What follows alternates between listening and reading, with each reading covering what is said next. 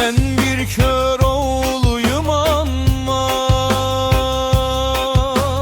dağda gezerim, dağda gezerim. Esen rüzgarlardan hamle sezerim, demir tokmak ile başın ezerim.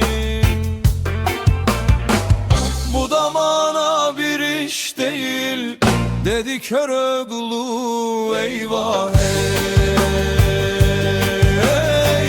Dedi kör oğlu, eyvah hey.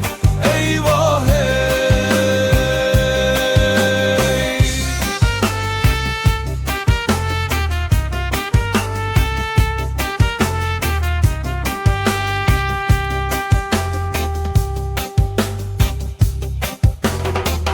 Dögüşe dögüşe aman düştüm enişe, düştüm enişe.